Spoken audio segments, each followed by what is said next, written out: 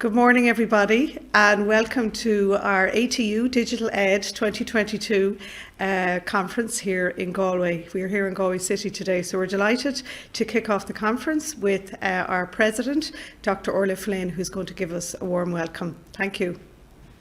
Díomh a gcoinne úsla agus bailim fáilte móra go raibh go léir go dtí chógáil oideachas digitig. A warm welcome to our DigitalEd Conference of 2022. This conference, held over 3 days, celebrates our digital transformation in teaching and learning in higher education. And there's no doubt that this has been significant in the last few years. The conference is being held as part of the HEA-funded iNode project, delivered across Atlantic Technological University, and we thank the HEA for their support. The DigitalEd.ie platform has really taken off since it was launched by ATU Galway Mayo College as part of iNode, and I want to thank Dr. Karina Ginty, Jessica Duffy, and all their colleagues behind the scenes who helped deliver this conference. We have a number of international keynote speakers, and over 40 digital transformation stories will be shared over the next few days. Activities from across all our Atlantic TU campuses. As we're now working in a hybrid world, I'm really looking forward to meeting some of you over the next 3 days. But whether you are with us in person or joining us online, tá súlagam go minic sibh tainmh as an chógáil agus gur maith. Thanks very much, Orla. And now we're going to kick off with our first keynote of the DigitalEd 2022 conference. And we're delighted to have a good friend and colleague of our new university, Sue Beckingham, all the way from Sheffield, Hallam University.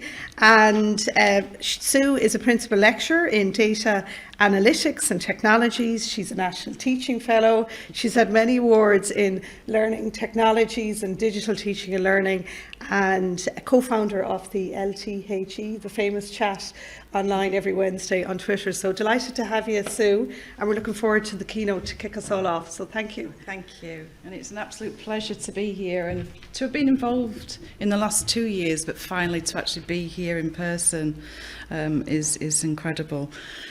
So today I'm going to be talking about learning as partnership and looking at some of the building blocks of multimodal learning communities. And today I hope we're going to be an extended learning community. There's the people online, obviously the people here in the room, with an opportunity to share lots of things about learning and teaching. So, sorry about that, technical issues. So I'm going to start off by doing a little bit of reflection actually about what we've learned over the last 2 years, because it has been a learning journey for all of us, both our students and colleagues that are educators in higher education and everywhere in general. And what we've learned is that it's incredibly important to have access to Wi-Fi, which I believe now should be something that's a utility, that's shared and affordable by everybody. Having access to power and the devices, and it's something that's always interesting looking at new buildings, new learning spaces that are created. Do we have that access to those power sockets? Because our students are walking around constantly, as we are ourselves, with those digital mobile devices, our phone. We've also learned that learning spaces are not equal. Some of us have got a study, a space at home, but some of our students come from different spaces. And there was a lot of things talked when we were having to do things constantly online that students don't put on their cameras. But there are actually reasons why the students don't do that, because they don't necessarily want to share where they're living, or they've got siblings that they don't want to be putting in front of the camera or be coming into eyesight of the camera. We've also learned that it's important to revisit online etiquette. So one of the things that we found with the anonymity of being online, the way that the students were initially using the chats, if they weren't used to being online, was sometimes a little bit more informal than it should be. So I think it's useful to actually remember these rules from SHE, which were written back in 1994 for email and for early discussion groups online.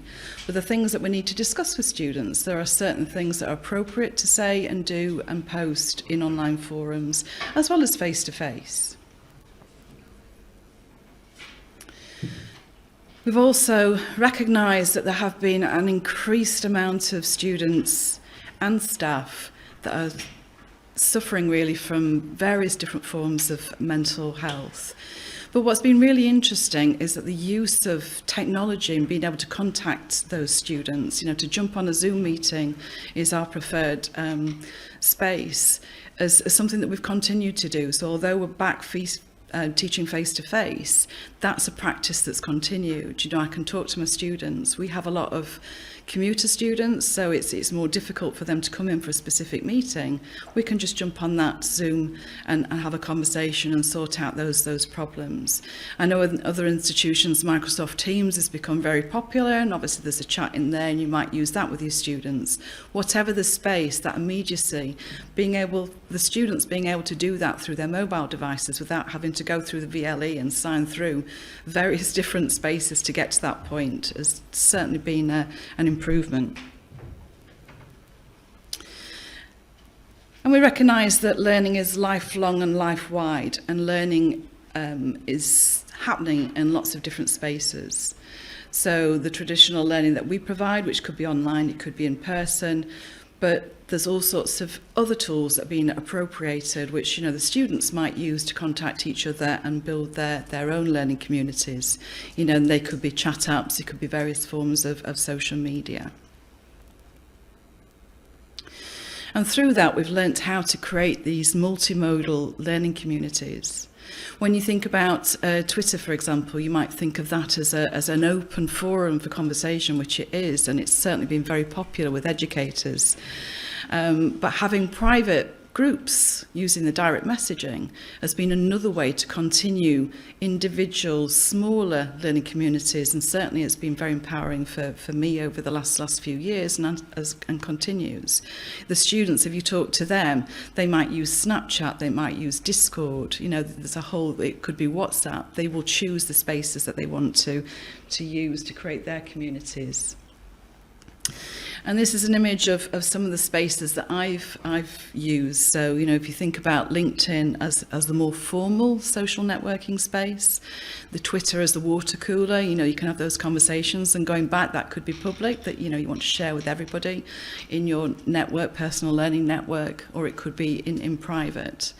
Instagram, this is where we share our pictures. And I think there's something about being part of a community and sharing a little bit of something about yourself. I have 2 German Shepherds, a black one and a white one, and I'm always sharing photographs of dogs. I know some people like cats preferably, but sharing that little bit of information, sharing information about spending time in the garden, music, food, things that we can sort of all recognise and sort of bring us together with things that we share together.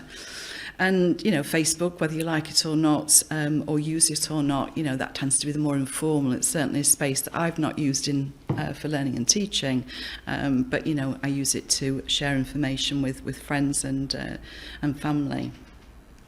And then on the side, as I've mentioned, we've actually then gone on to use either Zoom or Teams, or there's other tools. Obviously with an iPhone you've got FaceTime, you can have WhatsApp video. There's all a host of choices of where we can sort of get in touch with each other.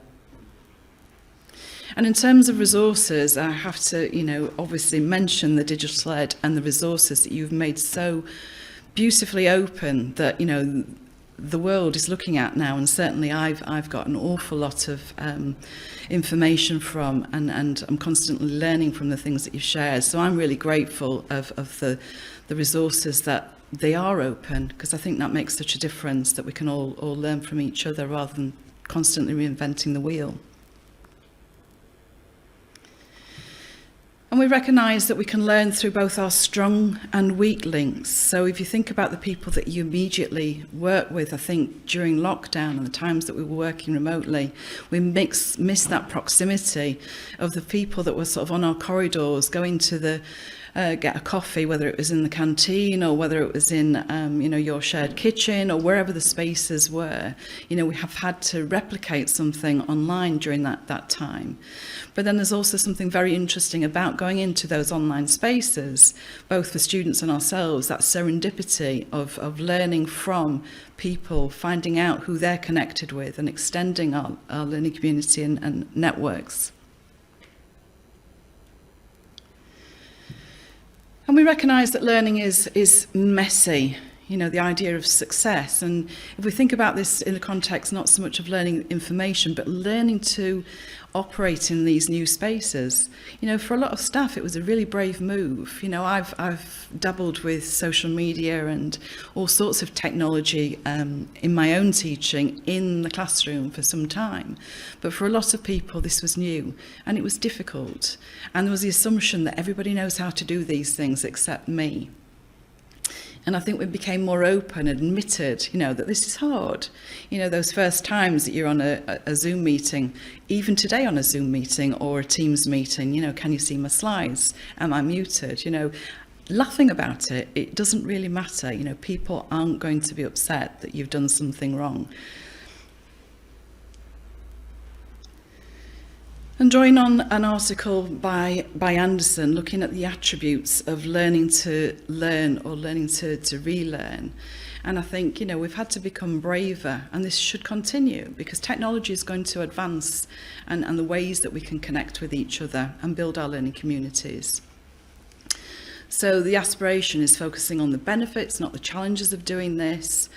Your own self-awareness, being seen to sort of learning how to improve yourself and being curious and excited. Why is somebody using a different tool? Why are they joining a different space? Investigate it. It's absolutely your choice whether you want to go on and continue to use that space, but if you don't try, you don't know. And that vulnerability, asking for help. There's always somebody willing to help you. My students are constantly helping me. I'll introduce a new tool and we'll say, this may work, it may not work. If we don't like it, we'll stop using it. We'll try something different. And of course, learning is hard, as I've mentioned. But, we've got to try again. If things don't work out, then, find out if somebody else has experienced that. Have they got a solution for it? And, I think this is an ethos that we need to get across to our students because, we're in a drastically changing world that's going to continue to change in the future. And we need to do that together. And this is why learning communities of all shapes and sizes are very, very important. So reaching out to help others, but being brave enough to ask for help when you need it.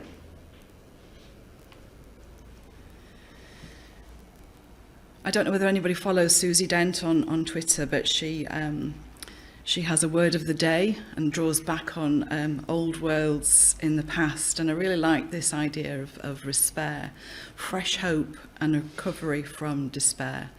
Times continue to be challenging for us. They're challenging for our students constantly. They're challenging for us. And the only way that we're going to overcome those challenges is to work together. And this comes back to the learning communities. This is a picture of the ALT annual survey report, or a portion of it, that looked at what the main mode of learning was at this particular point last year. And, we are seeing a continuation of being online as well as in person, which you would expect. So we also need to consider about the different types of students, learning that students engage with. So the formal learning is what we design ourselves, but there is also lots of different types of non-formal learning. They're informal learning, where they're just learning on the go from each other. And the semi-formal learning, which is a new aspect that I came across, is where they're learning beyond what's expected. They're looking out, learning with each other from people outside of the university, online or wherever. And then thinking about the types of learning activities our students engage with, and it's something that at my university we really try and encourage students to have that extracurricular or even co-curricular activities, because they're opportunities for them to create new learning communities, you know, with people not necessarily on the course, it could be, but it could be shared interests. So extracurricular could be your student societies, or it could be volunteering, it could be part-time work, I guess. And then the co-curricular could be your student ambassadors, digital champions. You know, it's a really nice opportunity for the students to get to know others and to develop their confidence and their communication skills. And then just looking quickly at a very old paper, it's back in 1998, which tries to define what a learning community is. And of course, this is a very different model you know, sort of the wide use of technology that we're now experiencing. But it looks at trying to think about the civic responsibility, the professional responsibility, and so on for students. But what's interesting in this older model is looking at the ways that students develop communities in the dorm, you know, and I'm always mindful going back to the diversity of students that we have. They're not necessarily going to be on campus and have that opportunity to meet each other, you know, as they finish classes in the university, whether that's online or otherwise. So this second part, what I want to have a look at is the idea of partnership as part of developing learning communities. And, you know, learning communities take so many different shapes or forms. You know, we have a learning community today for this conference. We're going to be exchanging ideas and doing that over the next few days, which is going to be great. You know, there's learning communities that you have in your own universities, in parts of your universities. They're all very, very different. So what I've done is taken the word partnership and use those letters to come up with some building blocks of what things I think could be useful to look at in terms of developing a learning community. I don't have all the answers. This is very new work. This is the first time anybody's seen this. So, you know, have I got the words right? Are there, you know, things that we could replace with that?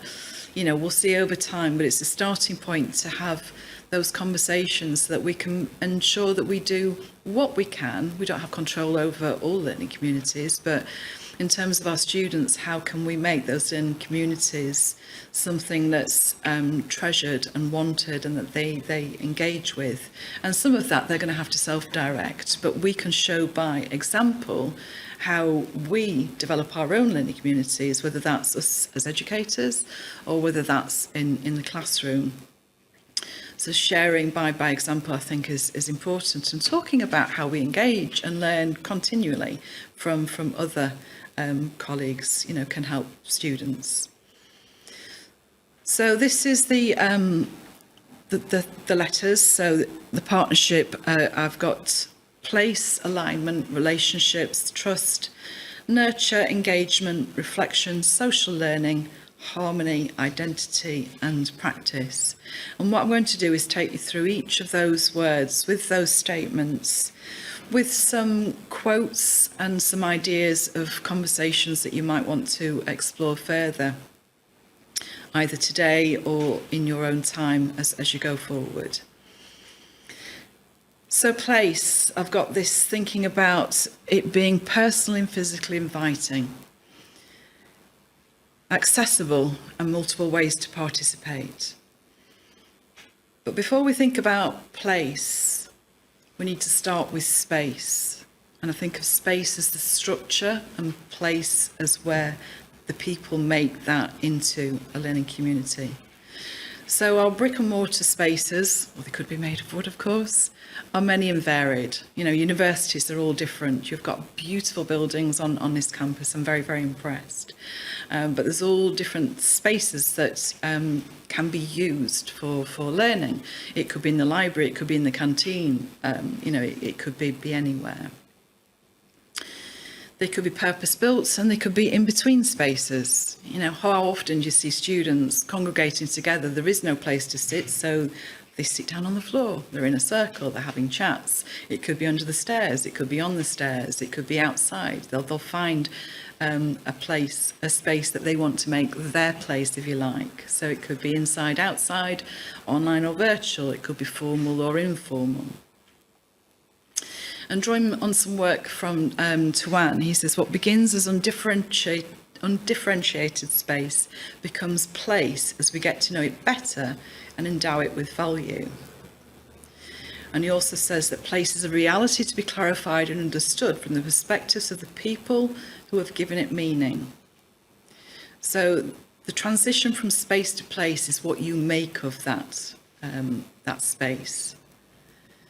And then drawing on Wallis, she recognises that, there's been a merging of physical spaces and online social spaces.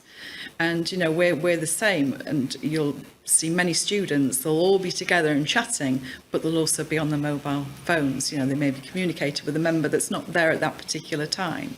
We can be in those multi-dimensional spaces at the same time.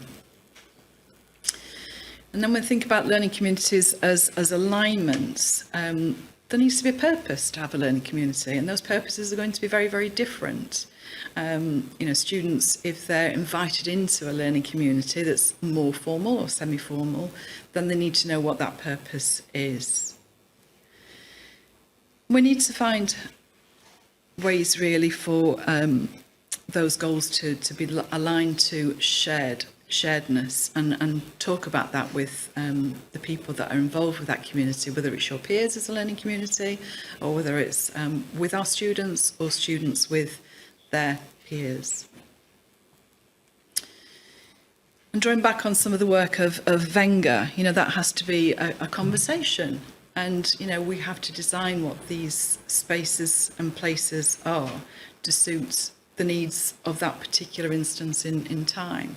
So having that conversation and drawing in your students to make sure that it works for you for that purpose at that point. It's important to think about relationships, and certainly there's a need to sort of provide opportunities for students to work together collaboratively, cooperatively, to help them do that and become interdependent. And that's something that they have to learn and develop skills to do that better and better as they go through university. We need to find ways that they can have opportunities to meet each other so that they can build those friendships. Lots and lots of people have said over the years that, they still maintain friendships from university to this day. So it's important to think about ways that we can allow that to happen. And, that can be done in a variety of different ways. One of the things that I particularly like is this concept of active learning in the classroom. So having activities for the students to engage in, whether that's in pairs or whether it's in small groups. You can vary that in your teaching. I've long since moved from the traditional 1 hour lecture and 1 hour seminar to having a workshop. So I'll do a bit of talking, and then there'll be an activity that the students apply some of that knowledge, or they search for more things to contribute to that knowledge. And you can do that with a variety of different things and technology. So having that blended mode of learning is really quite important. And it gives the chance for students to work with different people and to get to know each other. So again, an opportunity to build those relationships, which may then give them more confidence when they have to work in other spheres with people that they don't know very well. And there's also a lot about the idea of having, the variety of activities in online teaching as well. It's become something that's needs to be practiced, but we need to have that variety to keep the students interested. And then there's something about trust. We need to be able to ensure that we have a safe space for students to share, to explore and experiment, and to learn from mistakes. And make that something that it's okay to make mistakes, as long as we can sort of move on from that. So some of the things that we can do when we're trying to develop that trust is in the communities that we have a part to play in, is that, you know, we give every student a warm welcome. We give them an opportunity to tell us a little bit about themselves. I like to give the students an opportunity to create short about me videos. So I learn, you know, what are their aspirations for coming to university as newcomers? What are their interests and things like that? And then obviously working collaboratively together is helpful. And then a learning community is identified by how close or connected the members feel to each other emotionally, and whether they feel they can trust, depend on, share knowledge with, rely on, have fun with, and enjoy high quality relationships with each other. You know, and that's something to reflect on. How do we make that that happen? And as I say, I don't have all of the answers, but what I do know is that we're stronger together, and the sharing of those ideas is so important as educators. And then thinking about nurture, so supporting students, making sure that what we do is human-centred, there's a culture of care and compassion. When we look at what we mean by nurture, it's to care for and protect someone or something while they're growing. And we have a responsibility for that, because our students, you know, even if you think about the typical student coming into university at 18, which of course not all of our students are, you know, they're still growing, we're all growing. You know, I'm a very mature student and I'm actually taking a course at the moment, you know, but that nurture is important to me, that tutors care about myself. So thinking about caring, you know, we need to have that intentional listening. So not looking at those visual cues, trying to read between the lines. And that has been so much harder online than it is face-to-face. You know, you can read a room a little bit more easier to see whether people are frowning or smiling or completely disinterested. And online, that could be more difficult. You know, I've been experimenting, even with email, the use of emoticons to sort of demonstrate that smiley face. Are you okay? I think is interesting to think about. So being personable, by that, you know, sort of letting people know a little bit about yourself, you know, sharing things that you might have in common. You know, most of us will like some form of music. We all eat.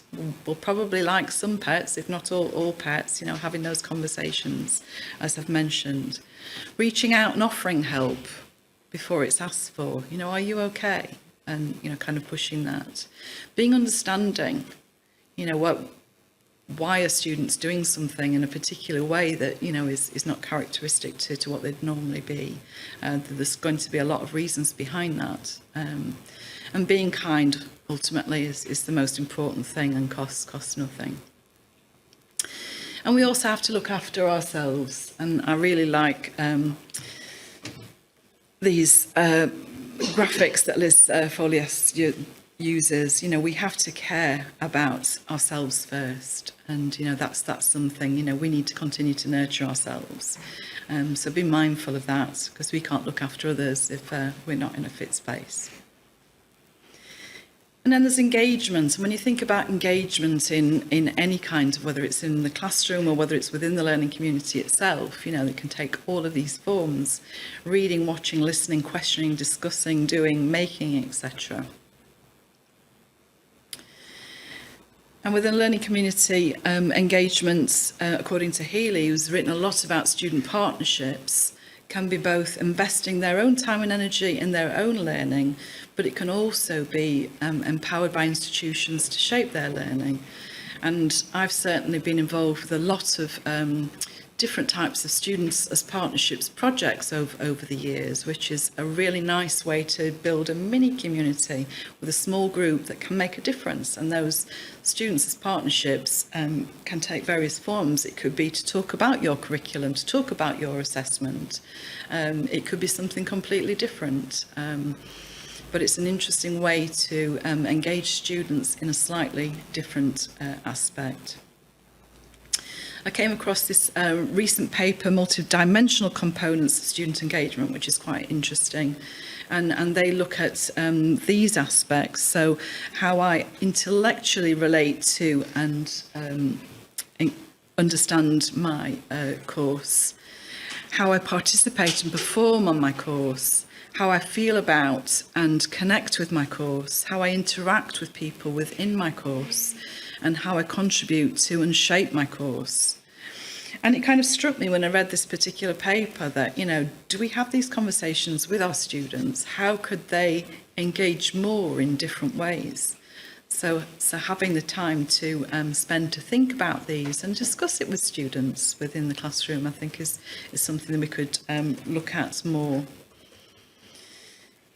And going back to Thomas's work, who's done an awful lot with the Advanced HE and Higher Education Academy previously, and this is quite a detailed report and research that she did around student engagement, and she talks about the social aspect of engagement as well as the academic, but also the engagement with the professional services. You know, across our university, it's not just about the tutor, the academic in the classroom, be that in person or online.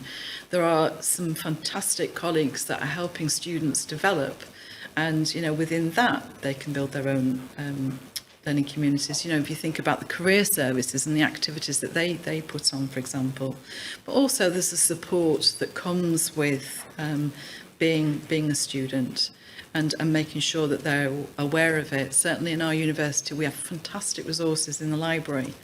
You know, you can have face-to-face sessions, developing academic skills or numerical skills or whatever.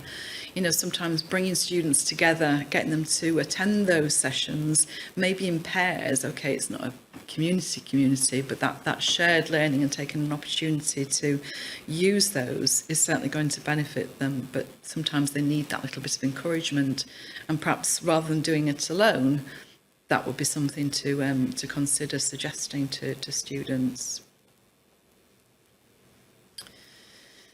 And an engagement, thinking about this in both work and learning require the same things. You know, the interaction and engagement is crucial. You know, we have to find ways that make everybody feel comfortable to do that.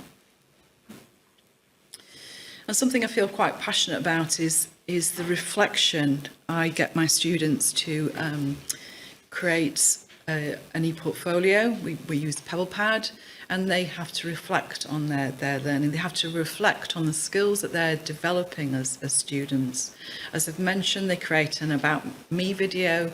I also get them to create a short video, just voice to camera, or if they really prefer not to use the camera, they can do voice over PowerPoint or an audio file, but reflecting on their experiences of group work. So I get them to do that after the first semester, you know, and they have some prompts to think about how did that go. They always have to create a list of ground rules, and then they have to revisit those ground rules. That learning community, as they're engaging with group work, is so crucial.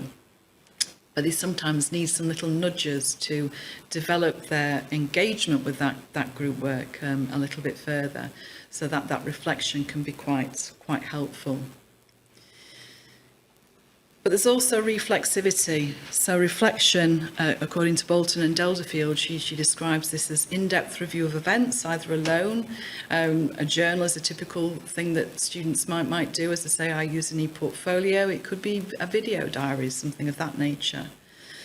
But then there's also reflexivity that we need to look about. And then they describe this as finding strategies to question our own attitudes, thought processes, values, assumptions, prejudices, and habitual actions to strive to understand our complex roles in relation to others.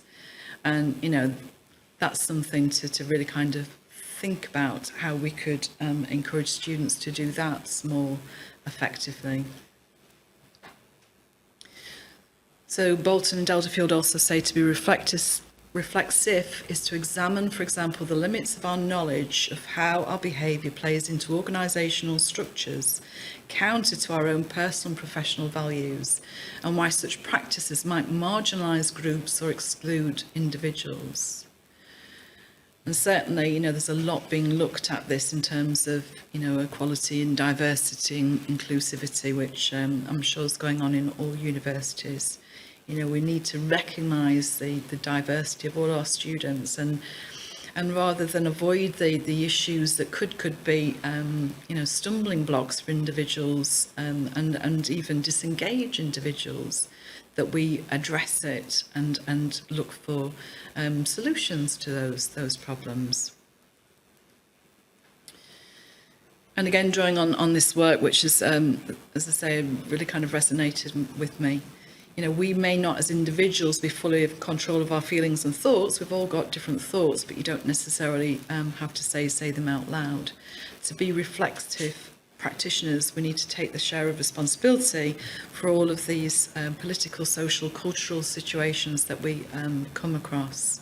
And we need to be responsible for our own actions and values. And again, be role models to our students.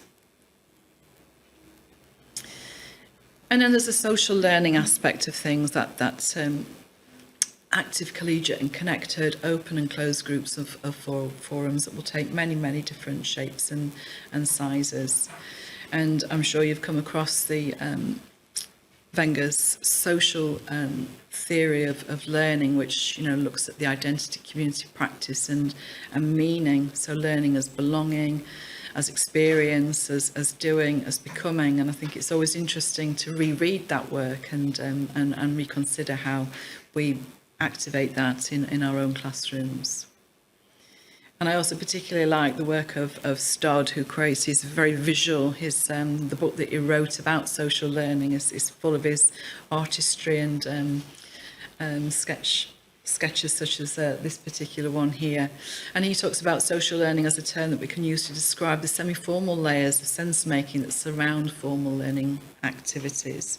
So that's something else to think about. And then Harmony, going a little bit deeper in the importance of the learning communities for, respecting and valuing diversity, relational and culturally responsive inclusion and equity things is so important. And I really liked the report by UNESCO. The central message is simple: every learner matters and matters equally. And it's how we actually do this. So they describe inclusion as a process that helps overcome barriers, limiting the presence, participation and achievements of learner. And equity is about ensuring that there is concern with fairness, such that the education of all learners is seen as having equal importance. And, this is easier said than done. There's a lot of work yet to be done on this. But, it's important that we address it. And I'm sure you've come across these cartoons over time. For a fair selection, everybody has to take the same exams. Please climb that tree. That's not it's not fair or equitable.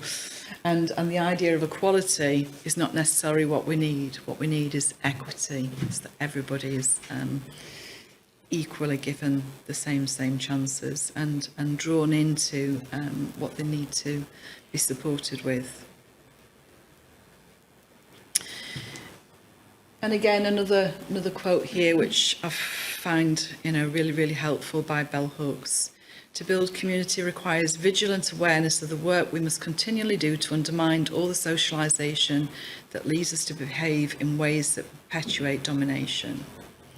They're all going to be difficult conversations, but I think I've seen a major shift in recent times. I think, maybe even over, if we could take some good things that have come out of the pandemic and the lockdown, is that we've realised how important people are to us, family and friends and our colleagues, and taking time to energise those communities, even if they're not communities that we visit on a daily basis or a weekly basis, that we take that time to do so. And that also, that we need to celebrate those differences, and we're not going to always agree with everybody, but actually, opposites do attract. And, I think sometimes our students, when I think about, group work, they want to sort of be in a group with their friendship network. I don't want to work with those other people, but actually having some experiences to have that and work with a range of different people from different backgrounds, maybe even from different countries, is really important for them to learn how to communicate and get on with people. Because in the working world, we all have to do that. We don't choose who we work with, or very rarely. And then thinking about identity and, that self-belief and confidence thing, again, being able to build a sense of belonging, what can we actually do there? And, the group identity is something that we have to work on, and it will differ depending on what that community is actually looking at. But, you have to recognise that, you're going to be independent, nor dependent. We've all got a place to make sure everybody is included there. And then a book I really enjoyed reading is the concept of ikigai, which is thinking about your sense of purpose or reason for living, which is a Japanese concept. It's very, very interesting to have a look at that. And, sometimes we have to try and untease that with students to find what their sense of purpose is. And, having these smaller opportunities to create learning communities is an important process for being able to make those decisions and to grow as individuals. And then finally, practice is thinking about, the ways that we can co-create together, sharing implicit and explicit learning and interrelated knowledge. And, this is where the sharing comes in, and it's just so important that we can share as educators our experiences, the good and the bad, the things that have worked well and not worked well, but also get our students to think about that sharing. And going back to the learning communities, the partnerships, and Healy's work, there's a whole host of different ways that you can create those collaborations. And different ways that we can do it, and we can make it playful. There's lots of ways that we can learn, and I think, part of the process of using technology and the digital is thinking of new ways that we can share information and discuss that information. And I'm sure over this coming week, we're going to have some fantastic ideas that our colleagues are going to share in the conference. And just to finish off, thinking about that as scholarship, it's so important that, we as educators do that. And I think, there's lots of different tools that can make that happen now. We can meet each other. In fact, today is a prime example, meeting for people for the first time, and yet I feel like we've been friends for years and years, with Karina and Jessica and the rest of the team, and many of you in the room, in fact, that we've known each other either through webinars or through using different types of social media. It's all really helpful. And these are just some steps, finally, to taking the steps to become a digital scholar. And I like to put this in because, not everybody still has the confidence. There's a lot of us that have created, fantastic personal learning networks across the world, indeed. But, not everybody has got to that space. And I think, it's something that we have to keep reminding our peers that if they don't feel confident, what the value is of having these online communities for our own personal development. And it starts with having an online presence, and that's a choice because not everybody wants to be online and public. And, I completely understand that. But, these are the things that I think I've found useful. Having a professional identity, making sure that if you are using a space online, you've got a bio so people know who you are, what your interests are, is really, really helpful. And obviously sharing that practice is important. And going back to using the social media, which is something that I've, sort of looked at for very many years, is recognising what people do, asking them questions, liking them. So within the social spheres, Twitter is kind of my place to go. I also use LinkedIn. But, I think it's interesting to ask people questions about their work. There's some fantastic resources shared. Karina mentioned LTHE chats at the beginning, which is a weekly chat for an hour talking about some item of learning and teaching with 6 questions. There's a discussion that ensues, and all sorts of rich resources get shared. So acknowledging those and developing your network by connecting with new people is certainly very empowering. And for our students' perspective, helping them understand what that looks like in a professional context in their discipline. Because certainly there's an awful lot of employers that are using social channels to extend the information that they have. So when students are looking for jobs, they can find out an awful lot more by using those online tools. And that's the end of where I am with that particular model. As I say, it is still in its early stages and something that I will develop, but hopefully it's given some thoughts for people to discuss, question, and take forward, hopefully in their own practice. Thank you very much.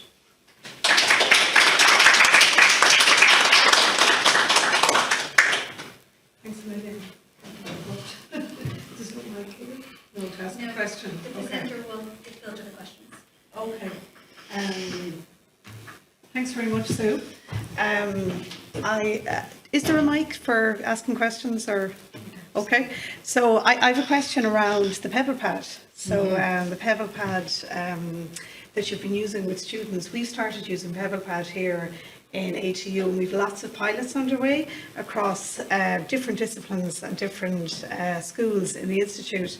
And we're wondering about your experience, because we've had a couple of teething problems with it around the technology and just, I suppose, setting up templates or any tips from the, have you found setting up templates has worked best, or do you get the students to create from scratch on Pebble? This is where you need a excellent digital learning team, technology enhanced learning team, and people to help you with that. It is a bit tricky, I have to say. Sorry, Pebble Pad, but setting those things up is a learning curve. But yeah, I would reach out to my technical colleagues to help. Sort of with the designing of it, which has been fantastic. Once it's set up and you've created the activities that you want in there, then that's fabulous, because a year after it rolls over and you've got that content there. So yeah, it's not as easy to use as perhaps other spaces, but I would definitely say it's worth persevering. And the thing I really like about Pebble Pad is the fact that they can put those resources in there over the years. I've got it set up from first year to final year so they can continue to use it. And there's all sorts of different activities along the different tabs that I've created, including a space to have reflection and action plans on their academic advisor meetings. But what I particularly like is the fact that they can download that, when they finish university. They can take that with them, because there could be a lot of information. So for example, the students have to upload iterations of their CV. They've got a whole selection of skills that they have to create star statements for. So I think that's more useful than having something that they're going to lose when they've left. But and do you collaborate with other colleagues in the engagement with this assessment tool? Or is it very much led out by you, or is there other modules feeding into the outputs of the portfolio? For my 2 courses that I teach on, I team teach with a colleague, so he's very much involved with that. Yeah. We are sort of negotiating other areas, because there is this, worry about learning a new tool. But yes, I'm persevering with that. Yeah. I suppose we'd love to see the idea of a portfolio when first years enter in first year and then they exit. But at every stage during their learning journey in the university, they're building this portfolio and working with different lecturers, you know, as they move along on the programme. Yeah. So, yeah, we must talk about it again. But there's lots of colleagues that are going to be talking about portfolios as well. Excellent. Yeah, they're a great engagement tool. I love the work that you've done in your PhD, and that's fantastic, the model of the partnership. Sue, so I'm looking forward to reading more about that. It's fantastic the way you've connected all the words together. Thank Yeah. So is there any questions from here, from the group that's here, for Sue directly on her work? Yeah, And Sheila, thanks. this is not a question as much as it's more a comment, and it's just following up on what you were saying there, Karina, about the partnership model. I love that, you know, the way you've done it, and I can see that, you know, I like the way you're making that open, but I can see how that would just be such a useful tool in itself for staff and for students to have an opening conversation about what partnership and community learning might mean to them as well. So I think that's a fantastic piece of work.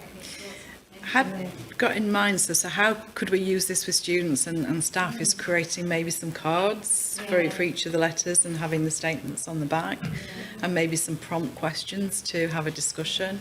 So you could go through that cycle and or even parts of it, you know, it could be a workshop for them, couldn't it? It's an to think excellent about? idea. I can see how the cards could work really well. Maybe taking out a couple that really, three things that really were meaningful for you Yeah. as a group and discussing that. Yeah, or conversely things that you feel, you know, yeah. that you don't know so much about. So it could be Yeah.